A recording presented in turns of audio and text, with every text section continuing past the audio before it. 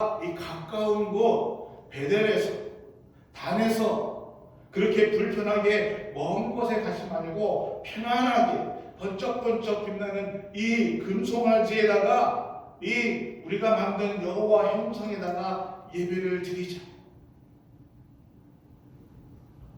하나님께서 상을 만들지 말라고 그렇게 십계명을 만들어 주셔서 분명히 말씀해 주었지만은 그들은 자신들의 목적을 세우려고 금송아지를 만들었습니다. 그리고 그것을 하나님이라고 부르면서 우상을 섬기며 우상을 만들며 타락해 나갔다는 것입니다. 이렇게 변질돼 버린 땅, 그 땅이 베델이었습니다. 하나님께서는 그 베델을 들락달락 거리면서 금송아지로 만든 우상에 하나님이라는 이름을 부르며 그곳에다가 제사를 드리며 예물을 드리는 그 우상 섬김을 하지 말라라고 말씀하고 계신 것입니다. 그러한 이스라엘 백성들을 향해서 하나님은 아모스 선지자를 통해서 하나님을 찾으라, 나에게로 돌아오라, 그래야 너희가 살 수 있다라고 말씀하고 계시는 것입니다. 사랑하는 유학교 성도 여러분, 하나님이 계시지 않은 예배가 오늘 우리에게 어떠한 의미가 있을까요? 여러분, 우리가 정말 지금 기가 막힌 상황 속에 있지만은 또 그러한 것을 우리가 이겨나가서 이 자리에 나와서 예배를 드리고 있지만은 만약에 하나님께서 나는 너희의 예배를 받지 않겠다라고 말씀하신다면은 그 이유가 무엇일까요? 우리가 어려움을 들고 예배를 드리러 왔기 때문에, 사람들의 반대를 무릅쓰고 예배를 드리러 왔기 때문에 아닙니다. 여러분, 예배의 핵심은요, 하나님이십니다. 아멘. 우리는요, 하나님 앞에 예배를 드리러 이곳에 나온 것입니다.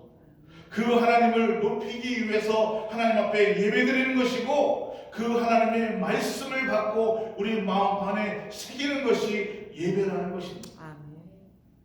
그런데 그런데 하나님이 아무것도 없고, 우리의 예배 속에 하나님은 없고 내 욕망만 가득하고, 하나님이건 또는 천지신명이건 또는 어떠한 신이건 나에게 복만 주면 된다, 나에게 내가 잘 살 수 있게만 해주면 된다. 만약 그러한 마음으로 우리가 지금 예배를 드리며 이 자리에 앉아 계신다면은 하나님은 그러한 우리의 예배를 보고, 죄송한 표현이지만은 그러나 세 번역 그대로 번역되어 있는 성경의 표현대로 말씀드린다면은 역겹다라고 말씀하신다는 것입니다. 오늘 하나님은 우리에게 그러한 마음을 버리고 하나님께로 돌아와야 된다. 그러한 마음을 버리고 내게로 돌아오라 라고 우리에게 말씀해 주고 있다는 것입니다. 7절 말씀입니다.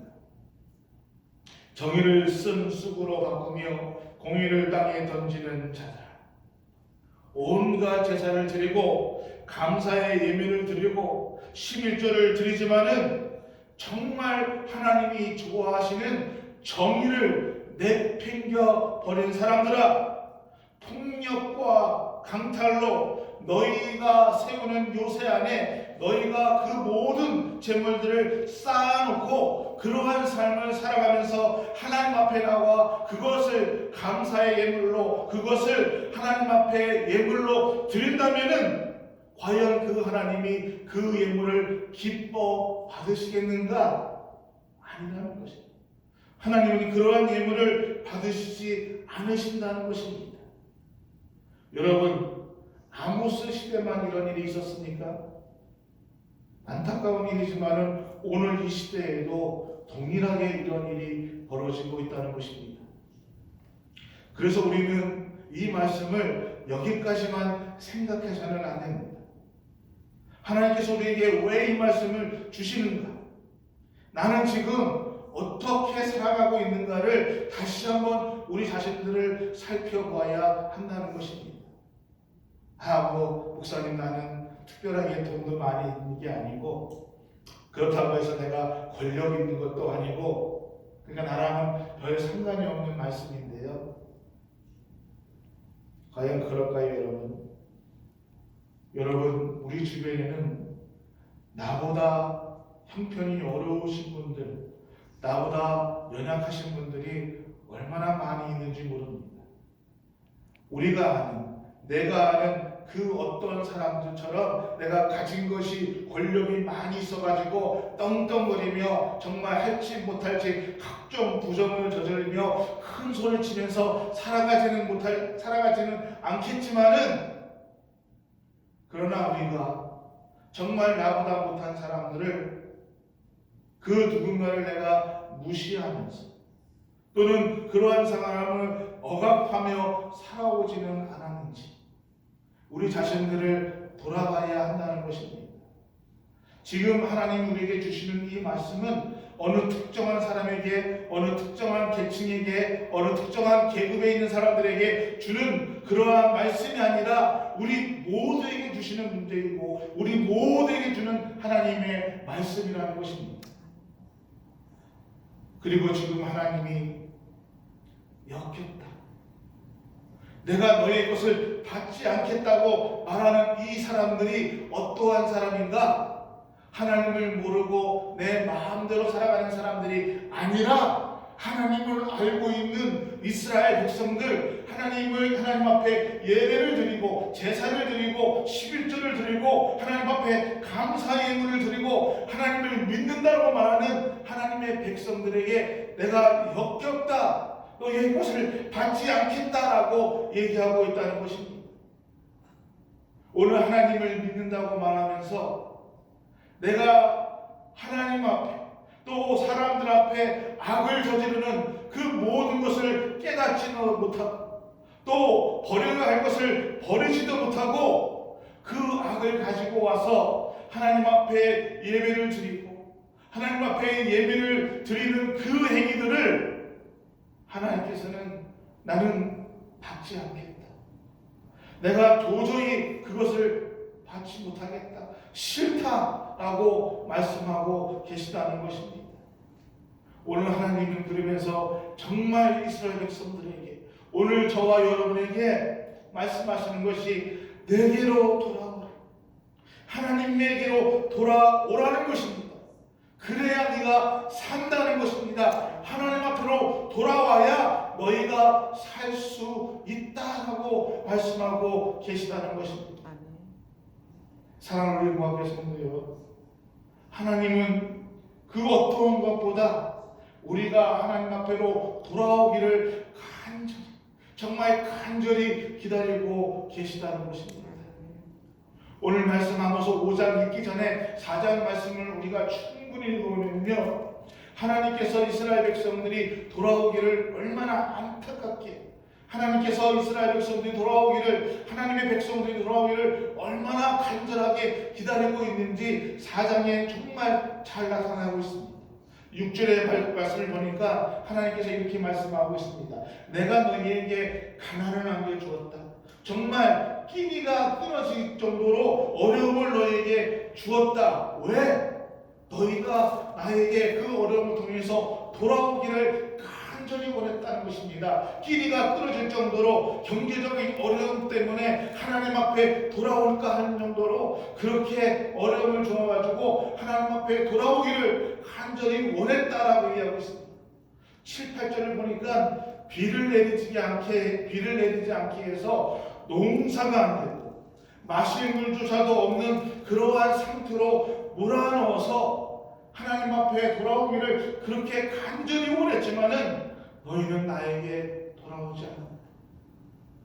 10절 말씀을 보면은 전염병을 돌게 했다고 합니다. 전쟁으로 많은 젊은이가 죽게 되었고 식체성인 냄새가 코를 찌르게 할 정도로 그렇게 전염병을 돌게 했지만은 그때도 너희는 나에게 돌아오지 않았다라고 있다고 하나님은 말씀하고 있습니다. 사상 전체가 하나님께서 얼마나 하나님의 백성들이 하나님께 돌아오기를 간절히 기다리면서 정말 안타까운 마음으로 내 백성들에게 돌아오기를 그렇게 원했지만은 돌아오지 않았다라는 하나님의 안타까운 마음을 말씀해주고 있습니다. 사랑하는 일광교회 성도 여러분, 하나님은 우리가 돌아오시기를 원하십니다. 아멘. 하나님은 지금도 여러분이 하나님 안으로 돌아오시기를 간절히 원하십니다. 아멘. 왜요? 돌아오지 않으면, 하나님 앞에 돌아오지 않으면 껍데기 신앙만 남게 되기 때문입니다. 우리가 하나님 앞에 돌아오지 않으면 껍데기 신앙만 남게 되면은요, 하나님의 정의와 하나님의 평화와 하나님의 진리가 우리 마음속에 들어오지 않습니다. 또 우리 마음속에 들어온다 할지라도 우리 마음속에서 열매를 맺는 것이 아니라 그냥 빠져나가게 되어 있습니다. 그렇게 되면은요, 우리는 죽습니다. 우리는 망합니다. 무너지게 되어 있습니다. 거기에서는 하나님이 말씀하시는 샬롬, 마음의 평화와 하나님의 은혜가, 하나님께로 오는 그 은혜가 절대로 있을 수 없다는 것입니다. 그래서 하나님은 우리에게 내게로 돌아오라, 하나님께로 돌아오라라고 말씀하고 있습니다. 이 아모스의 말씀이 수천 년을 이뤄오면서 수천 년 동안 전해지면서 오늘날 우리에게까지 이 말씀이 전해지는 이유가 무엇일까요? 너희들이 이스라엘 백성처럼 멸망하지 말고, 이스라엘 백성처럼 무너지지 말고 하나님께로 돌아와서 진정한 생명을, 진정한 하나님의 축복을, 그러한 삶을 누리며 살라는 것이 오늘 이 아모스 말씀이 우리에게 전해지는 이유입니다. 19세기 영국을 많은 사람들은 대영 제국이라고 얘기합니다. 또는 해가 지지 않는 나라라고 이야기를 합니다. 어떤 학자들은 그 당시 대영 제국이 얼마나 영향력이 있었는가, 얼마나 큰 나라였는가를 얘기할 때에 이렇게 얘기하고 있습니다. 경제적으로 또는 여러 가지 규모 산업적으로 오늘날 미국과 중국이 합친 정도의 힘을 갖고 있는 그 정도의 경제력을 갖고 있었던 그때가 대영 제국이었다라고 얘기하고 있습니다. 그래서 오늘날도 많은 영국 사람들은 대영 제국을 자랑스럽게 얘기하고 있고 자랑스러워합니다. 그러나 믿음 있는 크리스찬인들 또는 영국의 양심 있는 지성인들은 대영 제국이라는 말을 결코 자랑스러워하지 않습니다.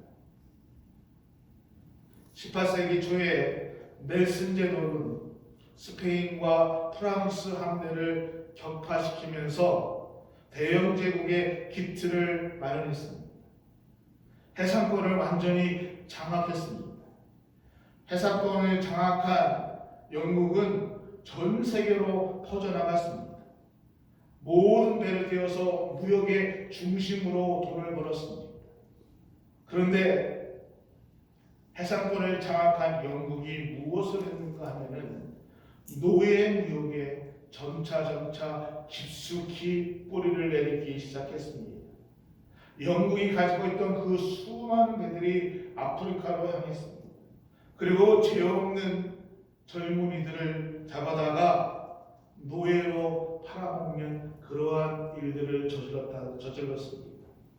대영제국이라고 불렸던 그 당시에 영국 국고의 총 수입의 30%가 노예 무역으로 돈을 벌었다고 합니다.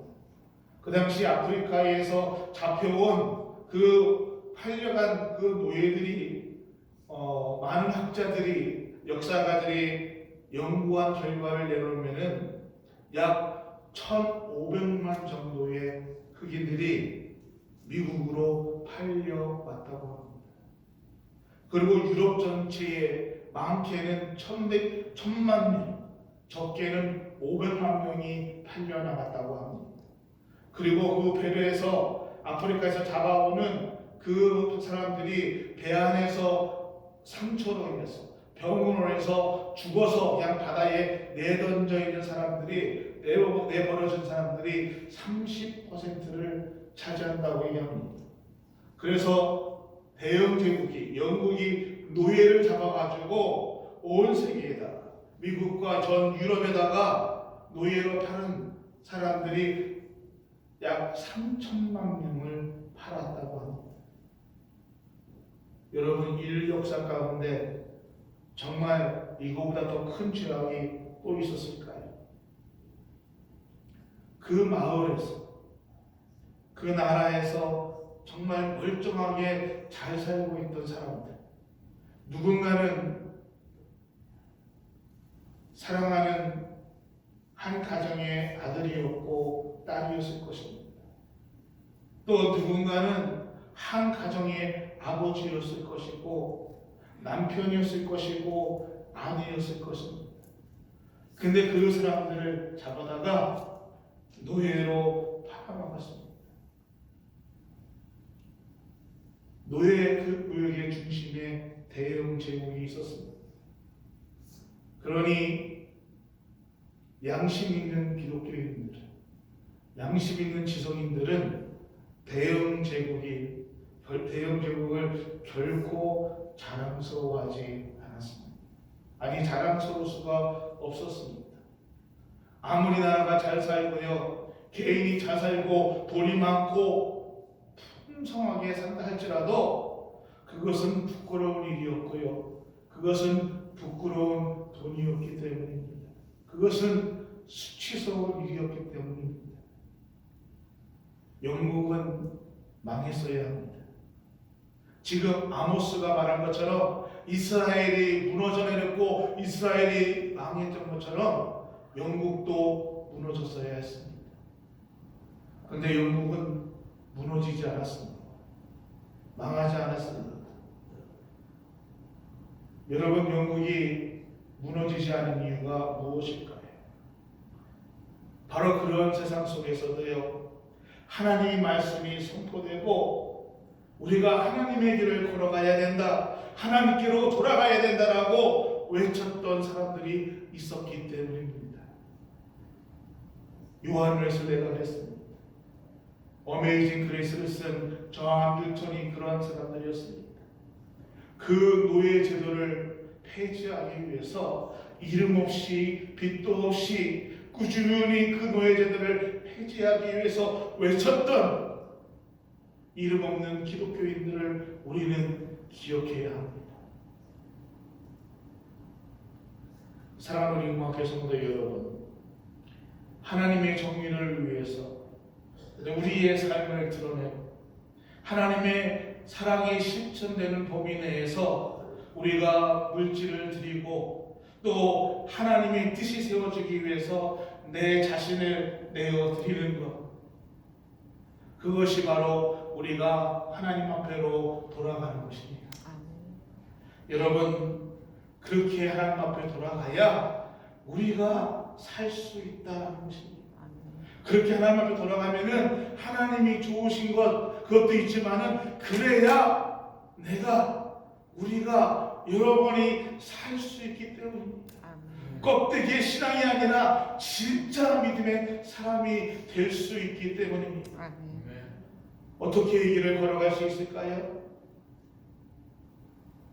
나를 돌아보는 경건의 생활이 있을 때에 우리가 이 길을 걸어갈 수 있다는 것입니다.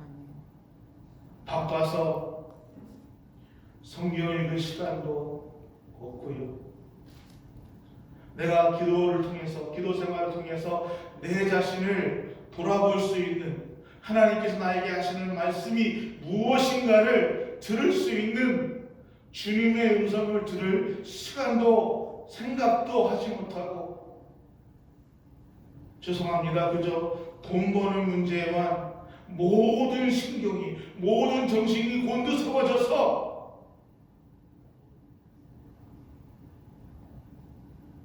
우리가 갖고 있는 경건의 시간들이 무너진다면, 평소에 우리가 경건의 생활을 끊어내버린다면 하나님의 말씀은 우리 귀에 들어오지 않을 것입니다. 하나님의 말씀이 우리 귀에 들어온다 할지라도 그냥 흘러나가게 될 것입니다.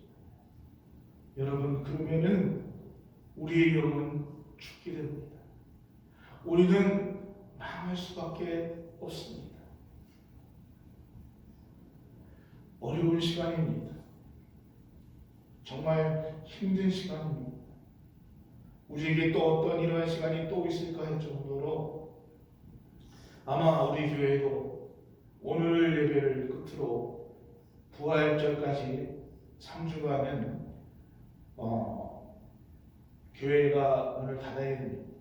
그거는 워싱턴주 법으로도 그렇고 교단에서도 그렇고, 그래서 오늘 예배로 우리가 주일날 모여서 예배를 드리는 것이 당분간 드리지 못하게 될 것입니다. 정말 어려운 시기입니다. 여러분, 우리는 혼자 이 어려운 문제들을 이겨나갈 수 없습니다.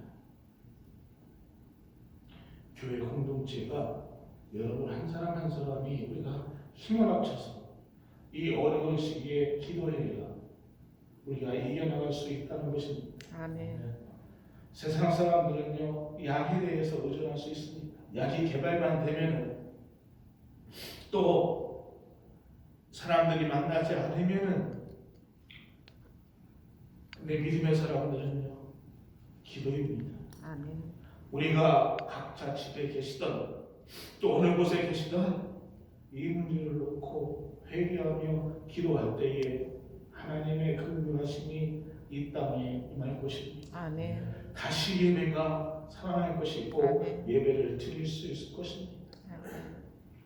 오늘 내 삶 속에 하나님이 싫어하시는 일이 무엇입니까?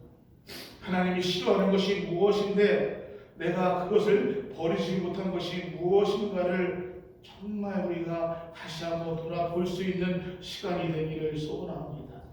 하나님이 싫어하는 것을 내가 갖고 있으면서도 예배드렸기 때문에 우리가 정말 어려움을 겪고 있고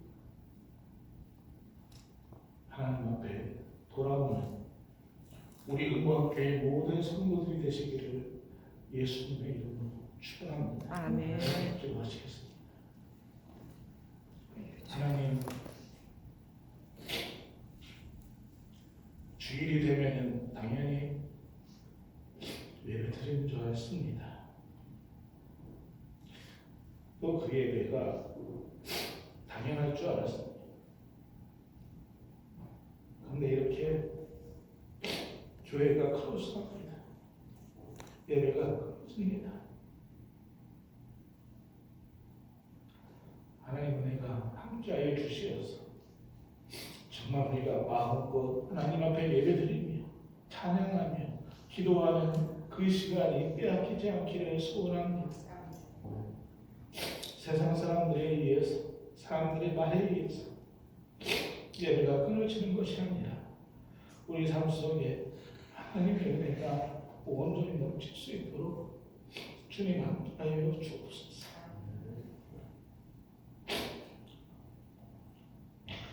예수님의 이름으로